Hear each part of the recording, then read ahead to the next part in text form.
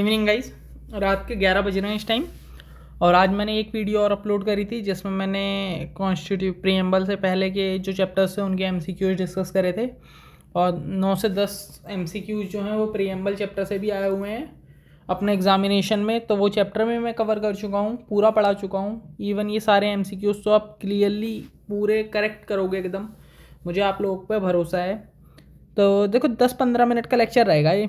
Basically इसमें क्या करना है, हमने जिन्होंने लेक्चर देखा है वो तो प्रॉपरली देखो भाई, उनके तो सारे आंसर सही होंगे। मेरे करने से पहले एक बार खुद ट्राई करना। तो आओ स्टार्ट करते हैं इस वीडियो को। तो पहला क्वेश्चन क्या है, what was the exact constitutional status of India on 26 जनवरी 1950।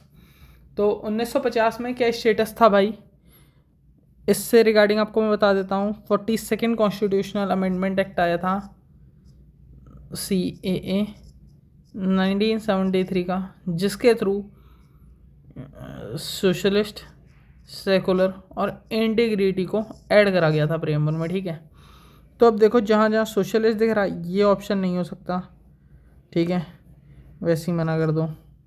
इसमें क्या है, सोशलिस्ट सेकुलर दिख रहा है, नहीं हो सकता। डेमोक्रेटिक रिपब्लिक तो है, और अ सोवरेन डेमोक्रेटिक रिपब्लिक सोवरेन भी है। तो मेरा ये वाला ऑप्शन करेक्ट होगा। ठीक है, पता होगा ना आपको, ये मैंने पूरा एक्सप्लेन करा था भाई लेक्चर में।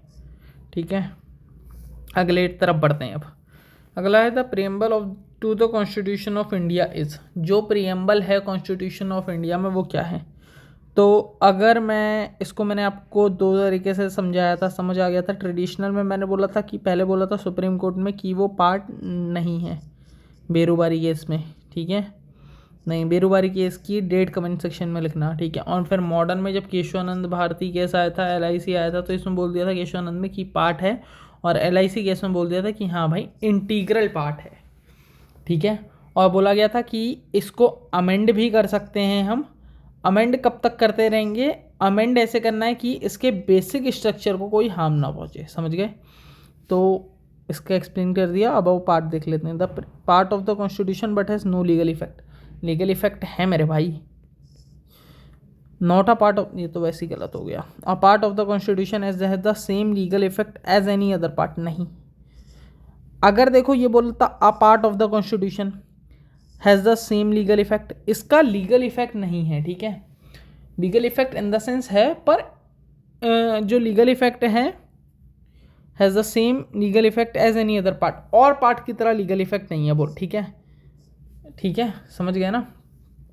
अ पार्ट ऑफ द, तो ये बचा है, ये लास्ट वाला वैसे ही होगा। इसमें क्या बोला गया है, a part of the constitution but has no legal effect independently other. ठीक है, तो कॉन्स्टिट्यूशन क्या है, एक टाइप का, मैंने आपको बताया था ना कि एक इंडेक्स की तरह काम करता है कॉन्स्टिट्यूशन के लिए। प्रीएम्बल एक आउटलाइन है जिसमें प्रिंसिपल्स लिखे हुए हैं हमारे, justice, liberty, equality and fraternity. ठीक है, और सुप्रीम कोर्ट ने केशवानंद भारती केस में सीधे सीधे कह दिया था कि जो अपना प्रीएम्बल है भाई, क्या जो अपना प्रीएम्बल है वो एक गाइडिंग टूल है। ठीक है, क्या बोला था कि वो एक अपना गाइडिंग टूल है। तो समझ आ गया होगा। तो अगले क्वेश्चन की तरफ बढ़ते हैं। In the context of polity, polity के कॉन्टेक्स्ट में which of the following would you accept as the most appropriate definition of liberty. Liberty का आपने ऊपर भी देखा होगा कि अगर आपने इससे पहले का लेक्चर देख लिया, लेक्चर नंबर 4, तो उसमें देखा होगा आपने लिबर्टी से क्वेश्चन आए हैं। तो देखो लिबर्टी, एक डायग्राम बनाता हूँ आपके लिए। मान लो ये मेरा लिबर्टी है। ठीक है, लिबर्टी का मतलब क्या होता है, फ्रीडम। ठीक है, लिबर्टी से बड़ा कंसेप्ट है फ्रीडम। समझ गए, लिबर्टी छोटा है, फ्रीडम बड़ा है। लिबर्टी मतलब कुछ लॉस के जरिए होंगे, ये नहीं है भाई कि ये मतलब मैं कुछ भी कर दूं, मैं किसी को जाऊं और गोली मार दूं, मेरे पास अपनी लिबर्टी है कि हाँ भाई मेरा कोई कुछ नहीं बिगाड़ सकता, मैं किसी का सामान तोड़ दूं, तो इतनी लिबर्टी भी नहीं है। ये सब फ्रीडम में है। ठीक है, तो लिबर्टी का मतलब क्या है, protection against the tyranny of political rulers, absence of restraint, opportunity to do whatever one likes, opportunity to develop oneself fully. तो इसकी जो करेक्ट डेफिनेशन है वो ये होगी, opportunity to develop oneself fully. तो liberty हमें एक अपॉर्चुनिटी देता है भाई कि हम खुद को डेवलप कर लें।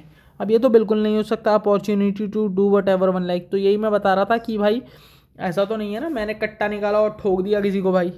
एब्सेंस ऑफ रेस्ट्रेंट है मतलब पूरी तरीके से कंप्लीटली रेस्ट्रेंट भी नहीं करता, रेस्ट्रेंट देता है बल्कि लिबर्टी हमें, रिस्ट्रिक्शंस देता है ना कुछ लिबर्टी हमें, वही कि मैं किसी को मार मूर ना दूँ। समझ गए ना। अब अगले क्वेश्चन में बढ़ते हैं। विच of the following reflects the most appropriate relation between law and liberty. Law और लिबर्टी के बीच में क्या रिलेशन है। लॉ क्या होता है बेसिकली भाई, जो हमें रेगुलेट करता है, ठीक है। बताया था ना मैं पूरा कि इंटरनेशनल लॉ होते हैं और नेशनल लॉज होते हैं, पूरा बताया था, आपको याद होगा। तो लॉ में बात करी जाए तो अपना रूल ऑफ लॉ आ जाता है, कंसेप्ट कि मतलब सबको इक्वल नज़र से देखना है। एसपी गुप्ता केस में बेसिक स्ट्रक्चर भी बन गया था ये, ठीक है। तो ओवरऑल इसमें है क्या, देखो, if there are more laws there is less liberty, गलत बात है, ठीक है, ये नहीं होगा।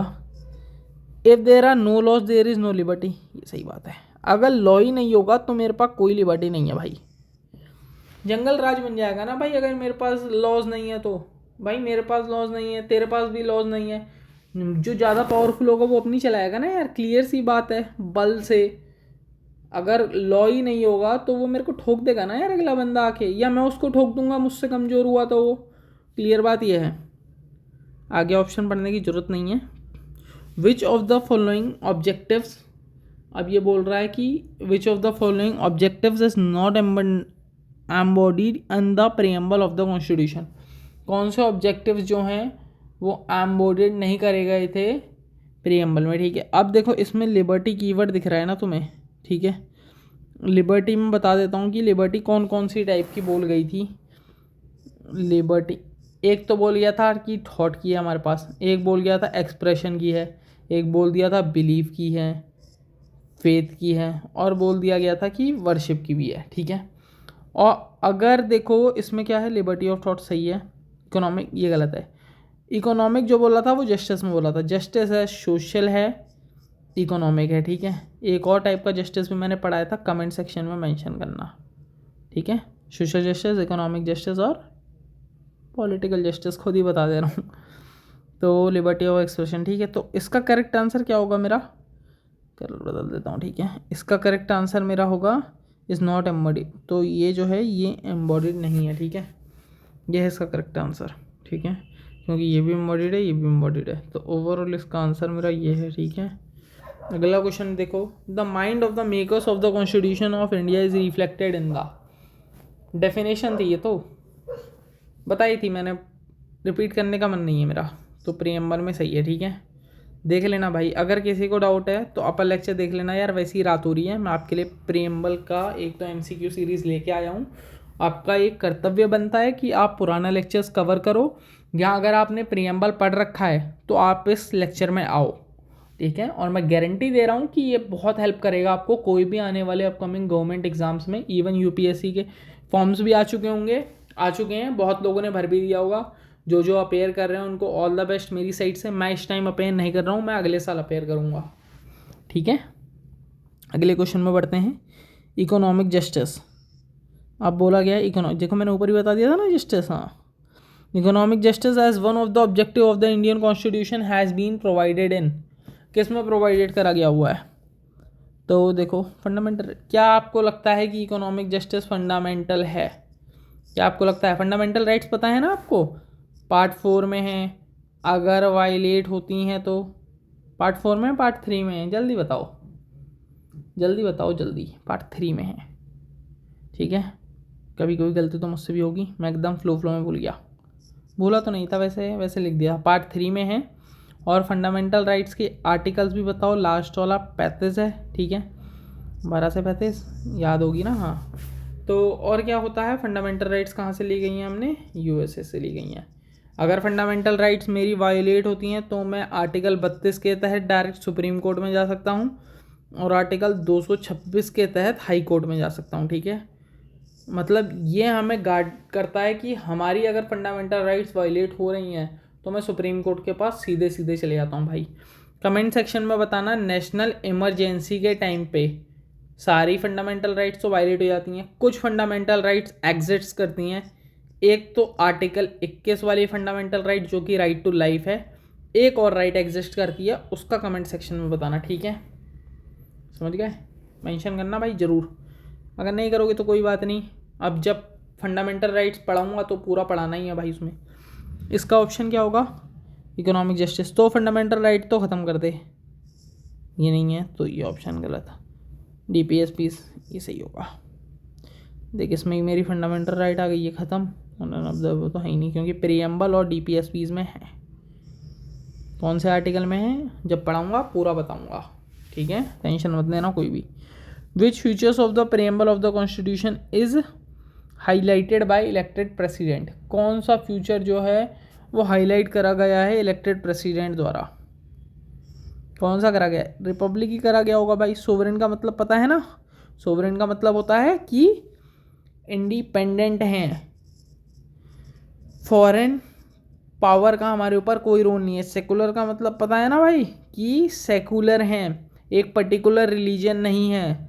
सोशलिस्ट पता है ना कौन सा? डेमोक्रेटिक सोशलिज्म फॉलो करते हैं, क्या कि वेलफेयर स्टेट, ठीक है? वेलफेयर स्टेट क्या होता है? जो डिजीज़ फ्री हो, जहाँ पे प्रॉपर हंगर ना हो, फूड सप्लाई प्रॉपर हो, ठीक है? ये वेलफेयर स्टेट होता है। और भी कैटेगरीज बताई थी मैंने, बताना मुझे पूरी, सारी बता दूंगा तो मेरा फ़ायदा ही क्या है, तुम्हारा फ़ायदा क्या है जो तुम पढ़ रहे हो, ठीक है?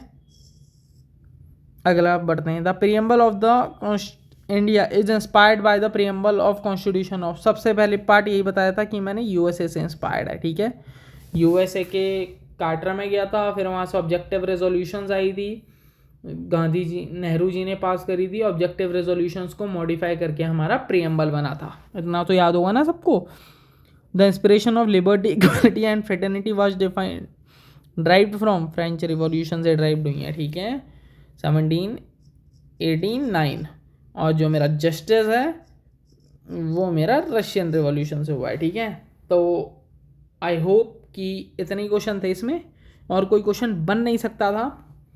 बन तो सकते थे, डेफिनेशन के ऊपर बन सकते थे, सोवरेन सेकुलर। तो मैंने आपको प्रॉपर डेफिनेशन पढ़ाई हुई है प्रीएम्बल के लेक्चर में, तो मैंने वो एक्स्ट्रा क्वेश्चंस दिए नहीं, मैंने वही क्वेश्चंस दिए जो थोड़े हटके हैं। वैसे ही मैंने ये भी पढ़ाए हुए थे पूरे, लेकिन डेफिनेशन बेस्ड क्वेश्चन का क्या ही करते। डेफिनेशन बेस्ड क्वेश्चन मैचिंग्स में आ सकते हैं, क्लियरली बोल रहा हूँ, और आएंगे भी, बट मैंने यहाँ पे आपको पूरे बता दिए जो मेन मुझे लगे, ठीक है? तो इसी के साथ यहाँ पे करते हैं लेक्चर को एंड। अब अगला लेक्चर जो मैं लाऊंगा वो थ्योरी पे लाऊंगा। अगले लेक्चर में हम स्टेट स्टार्ट करेंगे और फिर स्टेट के MCQ करेंगे। या स्टेट पे लेके आऊँगा या अमेंडेबिलिटी पे लेके आऊँगा। मैं सोच रहा हूँ पहले अमेंडमेंट पूरा करवा दूँ, क्योंकि अमेंडमेंट का बहुत बड़ा रोल है।